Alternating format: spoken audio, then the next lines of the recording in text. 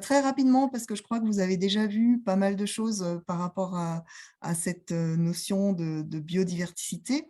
Donc, le fait que, déjà, quand on parle de biodiversité, c'est un concept très récent qui date de 1986 et qui a été un coup de force lors d'un colloque où les chercheurs ont- ont posé ce terme de biodiversité. Euh, et la biodiversité, selon Virginie Maris, qui est une philosophe, c'est mmh, c'est simplement, en fait, la diversité biologique qui est menacée. Sinon, on parlerait de diversité biologique, mais on parle de biodiversité à partir du moment où elle est menacée et elle s'offre à l'humanité comme objet de souci et de protection. Alors, si on va dans une vision systémique, on se situe aujourd'hui dans le contexte de la grande accélération qui a été mise en évidence par Stephen et le recul de la biodiversité. Donc, vous voyez, c'est la dernière partie, la dernière courbe verte va au cours des années, ce recul de la biodiversité qui s'est accéléré va de pair avec la diminution de la forêt tropicale, des terres domestiquées, de l'aquaculture de crevettes et de la pêche marine.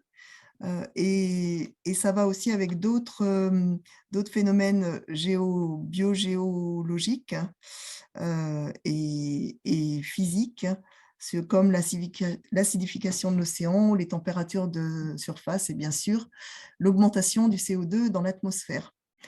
Et cette évolution du système Terre, elle peut être mise en parallèle avec des courbes de développement socio-économique. Alors, la population totale des habitants, mais aussi le PIB réel et la population réelle, et puis la consommation d'énergie primaire, la consommation d'engrais, les grands barrages, la consommation d'eau, la consommation de papier, les transports, télécommunications et le tourisme international. Donc, on voit que toute notre civilisation et tout ce à quoi aspire une bonne partie de l'humanité, en fait, d'avoir une richesse, de disposer d'énergie, de disposer de transport et de télécommunications et d'avoir la liberté de se balader partout sur la planète, ça va de pair avec ce recul de la biodiversité. Donc, ça questionne en fait notre civilisation. Là, j'avais mis juste le détail de ces deux types de courbes. Il y a quand même une notion de temporalité, hein, puisque pour l'UICN, il s'agit de protéger au moins 30% de la planète d'ici 2030, ce qui suppose donc des motions sur l'industrie minière, sur les facteurs de production, sur la déforestation. Et bien sûr, ça ne se fait pas sans conflit, parce que ça engage des intérêts très, très importants. La 6e extinction de masse, elle a été donc documentée. C'est lors d'un article scientifique de 2011 qui est paru dans Nature. Donc Nature, c'est un des journaux scientifiques les plus importants sur le secteur. Et donc cette 6e extinction de masse mise en évidence en 2011, elle a été en plus appuyée en 2017 par le fait que non seulement il y avait une extinction, mais il y avait vraiment un déclin des populations qui était qui était énorme. Cette érosion, donc, c'est une QSHV, une question sociétale hyper vive, comme l'ont proposé Le Gardez et Cademiez, une question sociétale hyper vive qui finalement questionne la viabilité de notre société. Donc notre espèce apparaît vulnérable. Tous ces enjeux sont déterminants pour l'avenir de l'humanité. Et ça nécessite une prise de conscience critique. Donc, cette petite vignette, c'est sur le site du PNUD, où on voit un dinosaure qui débarque à l'ONU et qui alerte en disant « Ne choisissez pas l'extinction ». Finalement, est-ce que c'est nous qui allons choisir l'extinction des espèces, puisqu'on est un peu responsable. Quand je dis un peu responsable, c'est un euphémisme. Alors, par rapport à cette étude de la biodiversité, on constate qu'il y a des très nouveaux champs d'études, puisque la biodiversité de la conservation, la biologie de la conservation, pardon, elle est très ouverte à l'interdisciplinarité. On peut remarquer que certains biologistes vont même développer des... ils sont biologistes à la base, ils ont un cursus très important en sciences naturelles et ils vont aussi développer parallèlement un cursus en sciences humaines, comme par exemple De Victor, qui est un chercheur en biologie de la conservation, qui a fait un cursus, je ne sais pas, en sciences politiques, il me semble. Donc, il y a cette volonté de la part de beaucoup de chercheurs de s'ouvrir à plusieurs champs pour mieux comprendre ce qu'il en retourne lorsque l'on parle de biodiversité. Donc, ça va être économie, de la politique, du droit, de la sociologie, de l'anthropologie, on a vu, l'histoire, la géographie, mais aussi des arts et de la philosophie et toutes les différentes écologies. Et les humanités environnementales, donc on en a parlé, hein, donc c'est plus l'approche, non pas sciences sociales, mais plus l'approche littéraire, quelque part, qui va développer des réflexions autour de la nature. Approche littéraire, approche historique, approche géographique. Alors là, je vais vous présenter en fait plusieurs extraits donc, que j'ai rencontrés lorsque j'ai réalisé le dossier de veille de l'IFE sur la façon d'intégrer la biodiversité dans l'enseignement. Alors, bon, plusieurs pédagogies. Je vais dérouler plutôt parce que comme ça, on aura plus de temps pour les questions. Mais la première chose, c'est le fait de restaurer le lien entre la sensibilité et les connaissances. On se rend compte en fait qu'il y a une certaine amnésie générationnelle et que, comme je disais en introduction, on est coupé du monde. Et à cet égard, donc toutes les, le travail sur l'éco-formation vise à construire un lien solide entre la personne et son environnement. Donc, il y a cette réflexion de partir de soi, d'aller vers les autres et les choses, donc, qui a été conceptualisée au cours du temps de façon très importante, que ce soit finalement par Rousseau et les 3 maîtres, que ce soit aussi par Lucie Sauvé, qui est une grande chercheuse en environnement, et puis aussi par Gaston Pinault dans le cadre de l'éco-formation et d'autres auteurs. Donc cette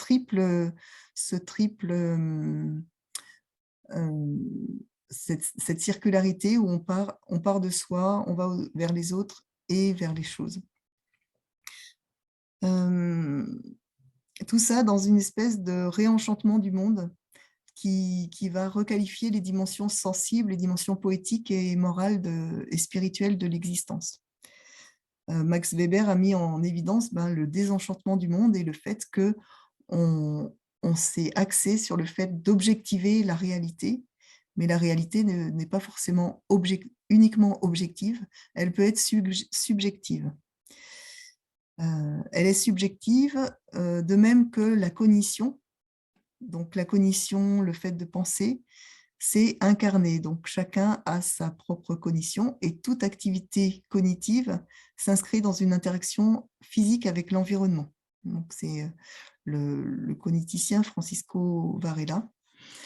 Et de façon à restaurer ce lien, on va dire sensibilité, connaissance, cognition, donc certains auteurs préconisent une pédagogie du ralentissement, c'est-à-dire que Ruc et Magnon, en fait, ils ont suivi en Angleterre un dispositif pédagogique qui s'appelle Pollination et qui était autour de l'observation, et c'était un peu des sciences participatives sur l'observation des insectes. Et ils se sont rendus compte que à certains moments, les élèves n'étaient pas forcément dans le côté opérationnel d'observer à tout crin, mais avaient des moments où ils étaient vraiment immergés dans la vie sauvage, et que ça allait impacter en fait leur façon de réfléchir.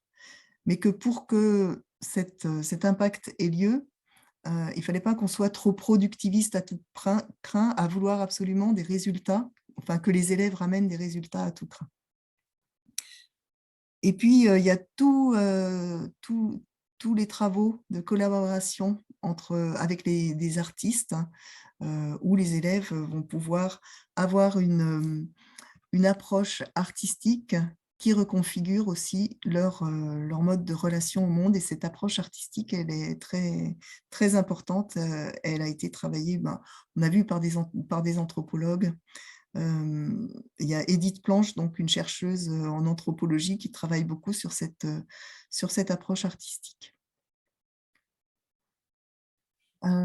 Donc restaurer ce lien avec la nature, ça peut aussi permettre d'intégrer la complexité. Donc là, la complexité qui est finalement inhérente à la biodiversité. Là, c'est un travail donc, en didactique des sciences. Au départ, l'objectif, c'était de voir quelles sont les relations qu'entretiennent les invertébrés. Enfin, comment est-ce que les invertébrés interviennent dans notre vie quotidienne. Au départ, donc, il y avait une vision assez pauvre, hein, c'est-à-dire que les élèves avaient simplement identifié le fait que les invertébrés étaient en relation avec les plantes, avec l'alimentation et avec la consommation. Donc juste on va dire quatre relations assez simples. Et puis au fur et à mesure de la formation, ils ont pu identifier en fait beaucoup d'autres facteurs, mais des facteurs sociaux en particulier, et des facteurs économiques qui permettent finalement d'arriver à un schéma qui met en évidence toute la complexité qui va découler finalement de la place des insectes dans notre monde. Une autre façon d'appréhender la diversité, là je parlais tout à l'heure de l'approche historique. Donc là, c'est un travail qui a été fait sur la question du loup et qui a été donc travaillé avec une matrice interdisciplinaire de façon à dégager finalement la place du loup et de l'analyser suivant différents facteurs: son habitat, son alimentation, ses caractéristiques, les mesures de protection, le statut, l'indemnisation et les rapports homme-loup. Et en fait, la question, c'était que finalement, lorsqu'on aborde cette problématique de la place du loup, eh ben, on se heurte à beaucoup de connaissances qu'on n'a pas forcément. Par exemple, quels sont les besoins alimentaires au regard de l'espace? Donc, une question qui peut être traitée en géographie. Et où trouve-t-il de quoi se nourrir? Donc, ces questions-là, elles vont vraiment être posées et investiguées de façon à pouvoir, on va dire, aller plus loin sur cette connaissance du loup. Et on voit que cette connaissance de la relation entre l'homme et le loup, eh ben, elle n'est pas uniquement déterminée par les sciences de la nature, mais aussi par des notions sur l'histoire et sur la géographie et la citoyenneté. Et elle suppose un grand nombre de questions. Donc ça, c'est des travaux d'auteurs suisses. donc je pourrais vous bien sûr, toutes ces en fait, tous les exemples que je vous présente, ils sont présents avec les références dans le, dans le dossier de veille. Alors une problématisation, donc on voit dans la matrice interdisciplinaire qu'il y avait des savoirs questions, enfin le grand enjeu était de poser des questions. Et face à des problèmes complexes comme la biodiversité, qui est un problème finalement hyper complexe puisque c'est à la fois, il y a une interrelation et il y a beaucoup de facteurs qui entrent, en jeu. On arrive à un problème flou, donc ça a été conceptualisé par un philosophe de l'éducation qui s'appelle Fabre, les problèmes hyper pernicieux. Et l'objectif, c'est de trouver la meilleure solution possible en lien avec les données disponibles, sachant qu'on n'a jamais le toute la connaissance, heu et que en fait, la connaissance, peut être, selon les personnes, on peut penser que la connaissance, elle est soit on a plusieurs visions, en fait, et là, on tombe encore sur ces notions de continuum. Est-ce que la connaissance, elle est absolue? Est-ce qu'on est sûr du vrai, du faux? Ou est-ce que, la connaissance, ben, elle est incertaine et particulière ou elle est contextualisée, voire probabiliste? Lorsque l'on se réfère, au rapport du GIEC, la connaissance, les projections, elles sont probabilistes. Il y a Morin aussi qui a travaillé sur cette question de l'appréhension des connaissances. Donc, soit on pense qu'il y a une seule réponse unique, soit on perçoit le savoir comme complexe, pluriel, contingent ou contextualisé. Donc, pour aller un peu au-delà de ces connaissances absolues, pour favoriser la problématisation, ben, un des axes de développement, c'est développer la capacité de questionnement, d'utiliser des artefacts médiateurs en pédagogie comme le procès ou le débat, de façon à prendre en compte différents points de vue. Et donc, ça suppose aussi que l'enseignant connaisse un peu la démarche de problématisation. Alors, la démarche d'enquête que ben, je pense que vous connaissez bien, hein, mais on ne peut pas ne pas la présenter. Donc là, c'est le schéma qui a été, présenté, enfin qui a été conceptualisé, je pense, par, l'équipe de Simoneau à Toulouse, à la suite d'un travail, sur, Paris, sur, les questions socio-scientifiques. Donc bah, l'objectif, c'est de traiter des questions avec des acteurs du territoire. Ça suppose en fait plusieurs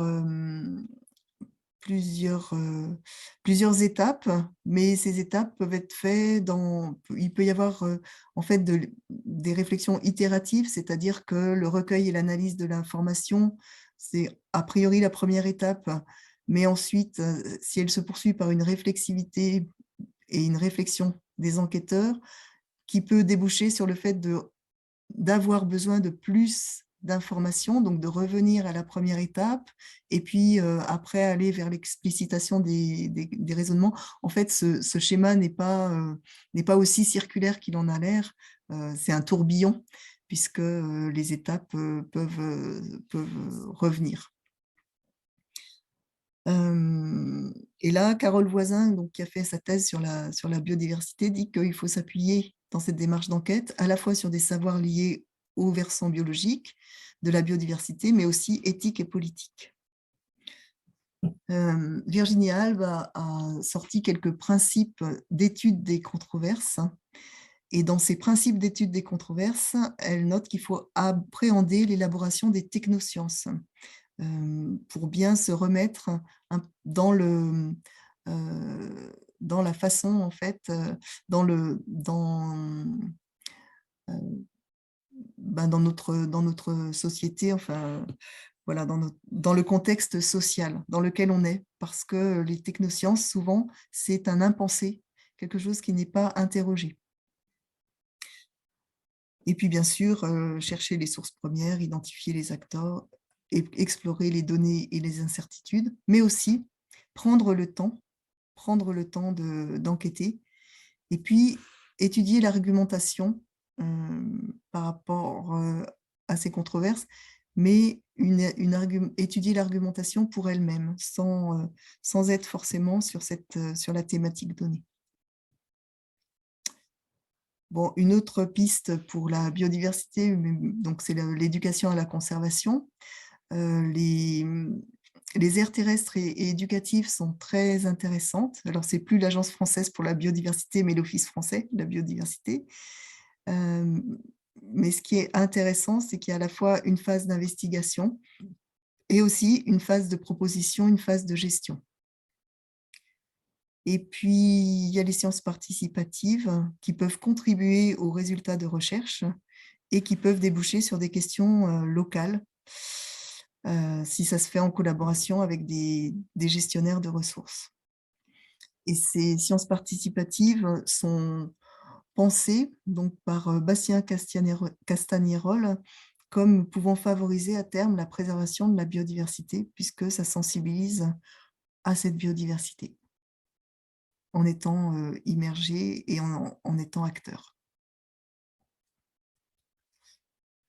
Donc, on parlait du travail de la valeur, travail des valeurs des acteurs. Donc, le document dont je vous parlais, la biodiversité, une question de valeur, c'est le petit document vert là, que vous pouvez trouver en ligne, qui date de 2022, qui est fait par le CAUE de l'Île-de-France. Et puis, quand on parle de valeur, il y a aussi des travaux sur du CNRS, mais qui est un peu plus ancien, qui date de 2015. Donc, lorsque l'on est sur les QSB, on se rend compte que il y a un important travail des valeurs des différents acteurs du territoire. Alors, il y a plusieurs exemples dans la littérature. Le pic prune et l'autoroute. Donc, est-ce que l'on protège cet insecte ou est-ce que l'on fait passer l'autoroute? Donc là, on a les valeurs d'efficacité, de rapidité qui peuvent s'opposer à la valeur de ce pic prune. Est-ce une valeur simplement intrinsèque ou est-ce qu'il aura un jour une action ou est-ce qu'il aura une utilité un jour? Aux États-Unis, il y a un exemple avec les chiens de prairie qui dévastent les cultures. Donc, est-ce que ces chiens de prairie doivent être éradiqués ou est-ce qu'ils doivent être finalement préservés? Et là, les résultats montrent que les étudiants qui sont reliés aux préoccupations très concrètes des agriculteurs vont plutôt proposer la destruction des chiens de prairie, tandis que les étudiants qui se réfèrent à des énoncés abstraits de protection de la biodiversité vont avoir une attitude contraire. Donc, comment trouver finalement le juste milieu entre l'éradication et la protection? Comment faire pour arriver à quelque chose d'acceptable du point de vue des intérêts socio-économiques? Et justement, les intérêts socio-économiques immédiats, ils sont pratiquement toujours pris en compte en premier lorsqu'il y a des questions de controverse. Rosalino a mis en évidence que lorsque on doit réfléchir entre la construction d'un dispensaire et la protection d'une zone, on construira le dispensaire. Lorsque on doit choisir entre une activité économique, on privilégiera l'activité économique. Et quand je dis on, c'est les élèves en fait, c'est les élèves dans des questions en fait, des travaux. Pour aller un petit peu au-delà de ce travail de valeur, il y a eu aussi une expérience d'échange interculturel entre Hong Kong et le Royaume-Uni sur la pêche au requin. Donc, le requin fait partie du régime alimentaire à Hong Kong. Et le fait d'échanger avec des élèves du Royaume-Uni, ça a permis à ces élèves d'Hong Kong de reconfigurer un peu leur vision de la consommation du requin. Quand on dit les intérêts socio-économiques immédiats, en fait, dans aucun des travaux qui ont été consultés, il n'y a une approche One Health. Peut-être qu'elle est encore trop récente, mais je pense que cette approche One Health, elle pourra permettre sans doute d'aller un petit peu plus loin et d'aller plus dans la réflexion autour de cette protection de la biodiversité. Et puis pour travailler les valeurs, il peut y avoir une réflexion morale critique sur la formation des préférences individuelles dans notre société et la réflexion sur les normes qui sont au sein de notre société, les normes de réalisation de soi, d'individualisation, d'autonomie, de surconsommation, qui peuvent s'opposer donc aux normes de bien commun et de solidarité pour une vie bonne. Donc toujours Virginie Maris, qui est incontournable comme philosophe sur la biodiversité, elle dit que lorsque l'on fait une évaluation monétaire, ça va entraîner qu'on pense que les valeurs sont des préférences stables et indépendantes dans notre société. Alors que si on mettait en œuvre des politiques de protection de la biodiversité, il faudrait concevoir les valeurs de façon dynamique, c'est-à-dire penser que ces valeurs, elles peuvent évoluer. Et en particulier, les valeurs accordées par les individus aux entités naturelles. Là, c'est un extrait justement de travail sur les valeurs du séminaire donc du CAUE. Travail sur les valeurs, mais aussi finalement sur les représentations. Est-ce que c'est la biodiversité est un enrichissement? Est-ce que ça permet de se ressourcer? Est-ce qu'il y a de l'émerveillement? Et en particulier, ce qui est intéressant, c'est que dans ce travail, ils ont beaucoup appuyé sur la biodiversité culturelle et les représentations de la biodiversité. Et ils ont dégagé 4 valeurs. Donc, la biodiversité comme un bien commun, le fait d'articuler les responsabilités individuelles et collectives, le fait de favoriser une éthique du dialogue, puisqu'il y a plusieurs acteurs sur le sujet, et d'agir sur le temps long. J'ai mis aussi le petit extrait du Green Comp. Donc, c'est le référentiel des compétences pour la durabilité qui a été mis en œuvre par l'Union européenne en 2022. Et dans ce Green Comp, il y a 4 grands champs de compétences. Et le premier champ de compétences, ce sont uniquement des valeurs. Et parmi ces valeurs, il y a en particulier la protection de la nature. Hop, alors, pardon.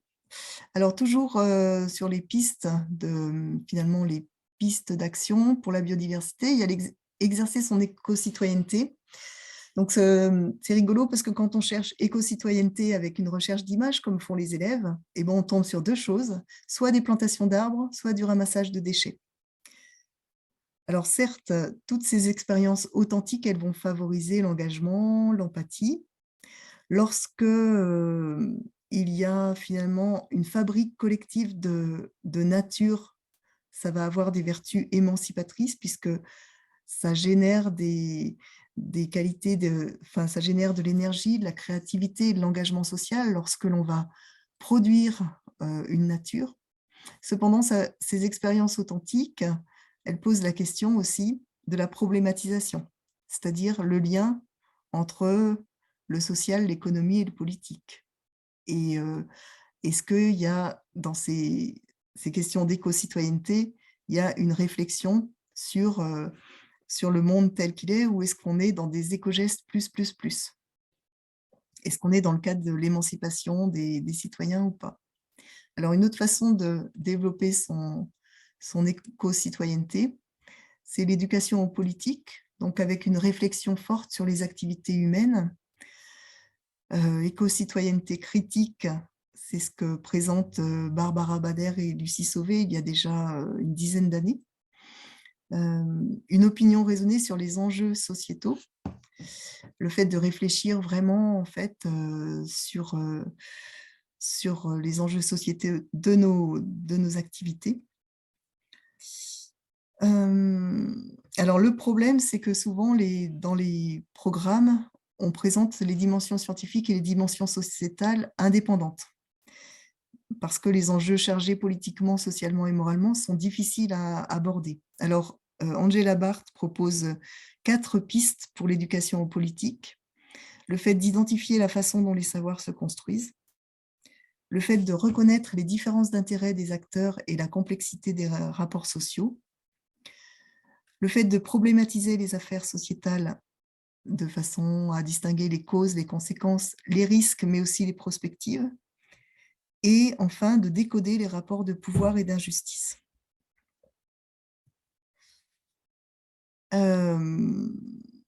La dernière question, en fait, ce serait la question du futur et comment répondre à l'éco-anxiété, comment penser la durée et le temps long.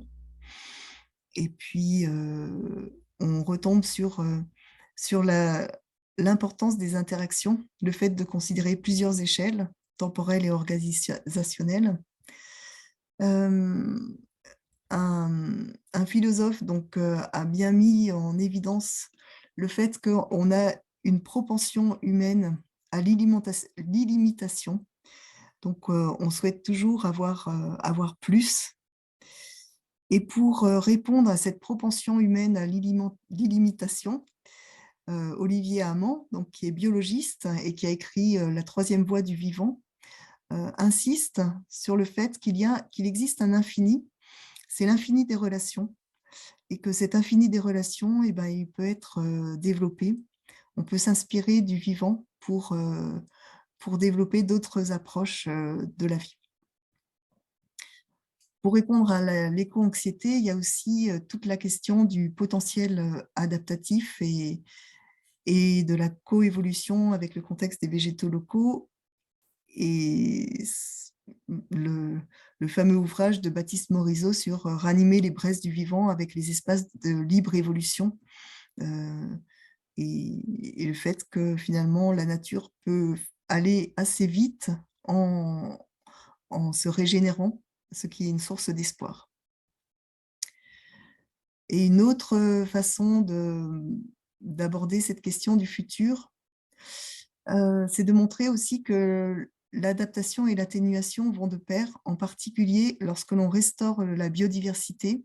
Ça va entraîner à la fois une atténuation et ça va entraîner une meilleure vie au quotidien. Et on peut conclure finalement que intégrer la biodiversité dans les établissements scolaires, donc comme Proctor qui a fait toute une étude à partir d'activités qui sont centrées à la fois sur la durabilité, mais aussi sur les problèmes de santé. Et en basant beaucoup les apprentissages sur l'immersion, sur le lieu, sur l'immersion dans un environnement naturel. Et ces résultats, donc, c'est que cet engagement incarné, cet engagement tangible, il est propice à nourrir des comportements sains et respectueux de l'environnement. Donc, il y a à la fois plaisir esthétique, plaisir de connaissance et des vertus sanitaires.